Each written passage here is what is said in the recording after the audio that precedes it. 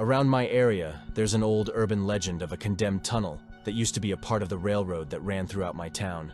It was really active until the 80s, when the train derailed in a freak accident and killed everyone aboard.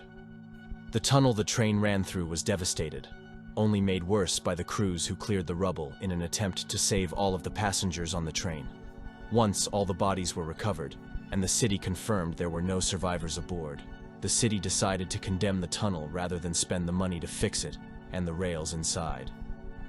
The area was closed off, but several teenagers in the area would go there to prove how brave they were to one another, but always left in fear before going in too deep. When I was 16, I too was one of those teenagers who went in. My friend Wayne and I went into the tunnel to impress the girls in our class, and forever regretted it. Finding an entrance to the tunnel wasn't hard, as the chain-link fence that was placed around the tunnel had been battered and was barely standing anymore due to the amount of people who had entered before us.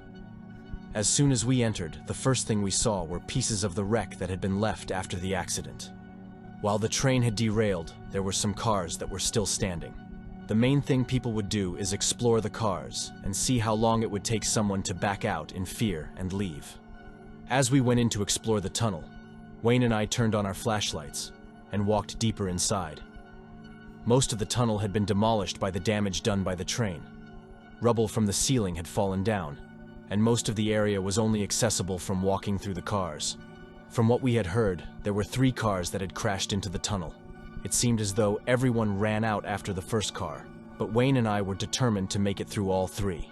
Ready to make our way into the tunnel before us, Wayne and I moved forward and approached the first car. The first car had been tipped over on its side in the accident, but was still able to be entered from the door missing in the back on it.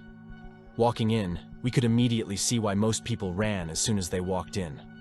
While all of the bodies had been recovered after the accident, some of the pieces of them weren't. The walls and floor of the train car were covered in blood and half-rotten organs.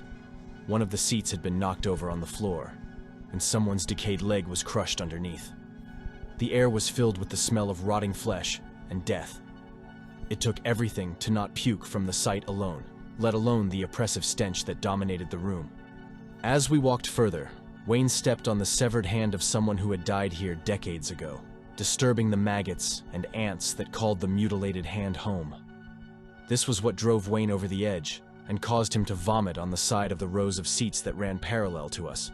I couldn't blame him. The sight and smell of the vomit on top of what was in there caused me to vomit as well. As we made it to the end of the car, I was so glad to continue onwards, thinking whatever may lie ahead of us would be much better than what lied behind us. We then walked into the second car, and I was relieved at first to see this one was completely empty. Then I realized why no one had ever made it past the second car. Immediately, the inside of the car was swallowed by a wave of shadow that smothered all rays of light that dared to enter the interior. Surrounded by darkness, with no way to see in front of or behind you, was terrifying enough. Before the noises started, completely engulfed in the maw of darkness, the sounds of the day all of these passengers met there and started to play all around us, as if it was being projected into our minds. The spirits of the victims of the accident, most screaming, others choking to death on their own blood, and the sounds of impact and bodies being torn asunder were being forced to relive this for all eternity. All of them, forever stuck in a liminal space between what was and what shouldn't be. Wayne and I somehow found the exit to the car and ran through the first one, over the mangled organs that had been left to rot, and the jagged pieces of glass and metal that had been twisted by the crash. Once finally out of the car, and at the entrance of the tunnel, we both fell to the ground and wept. We never made it to the third car, and from what I've heard, no one ever has. I don't know what may have been in that third car, but if it was even half as bad as what was in the second one, I'd rather die than find out for myself. The horrors we saw there may have lasted only moments for us, but they'll stick with us for the rest of our days. However, the rest of our days is nothing compared to the rest of eternity that the spirits have to endure reliving it.